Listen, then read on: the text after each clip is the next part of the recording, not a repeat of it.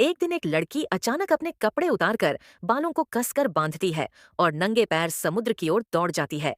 और वह समुद्र की लहरों पर कूदती हुई आगे बढ़ती है। पर समुद्र की बड़ी लहर उसे वापस किनारे पर धकेल देती है। लेकिन वह हार नहीं मानती। फिर से लहरों में उतरती है, चट्टानों पर चढ़ने की कोशिश करती है, पर लहरें उसे फिर से गिरा देती हैं। इस बार वह एक बर्फीला पुल बनाकर पार करने की कोशिश करती है, पर लहरें उस पुल को तोड़ देती हैं और वह समुद्र में गिर जाती है। तभी जल का आत्मा जल राक्षस प्रकट होता है, जो उसे रोकता है। लेकिन लड़की यानी एल्सा उसे जमाकर वश में कर लेती है। वो उस पर लगाम डालती है और जैसे एक जंगली घोड़े को वश में लाया जाता है, वैसे ही जल आत्मा को जीत लेती है। अब एल्सा उस रहस्यमयी आवाज के पीछे पीछे चल पड़ती है, यानी यादों की नदी की ओर बुला रही है। वो एक गहरे बर्फीले गुफा में प्रवेश करती है, जहां उसे अपने अतीत की झलकें दिखती हैं। उसकी माँ, उसकी छोटी बहन अन्ना, उनका बचपन और उसके दादा जो एक बड़ा राज छुपाए हुए थे।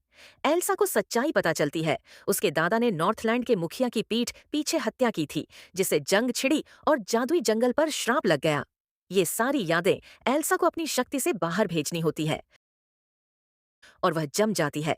दूसरी तरफ अन्ना और ओलाफ जंगल में है। एल्सा के ठंडे होने से ओलाफ भी ढाने लगता है। अन्ना रोती है, पर समझ जाती है कि श्राप को खत्म करने का एक ही रास्ता है, बांध को तोड़ना, जो दो जातियों के झूठे मेल का प्रतीक था। अन्ना विशाल पत्थर के राक्षसों को जागृत करती है और उन्हें बांध की ओर लाकर उसे तुड़वाने में सफल होती है। जैसे ही बांध टूटता है, पानी का सैलाब अरेंडेल की ओर बढ़ता है।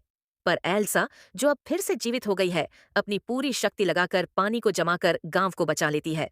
अंत में एल्सा समझ जाती है कि वह स्वयं पांचवां तत्व है, जो चार तत्वों जल, अग्नि, वायु, पृथ्वी को जोड़ता है। अन्ना अरेंडेल की रानी बनती है। एल्सा जंगल की रक्षक बनती है। ओलाफ वापस जिंदा होता है।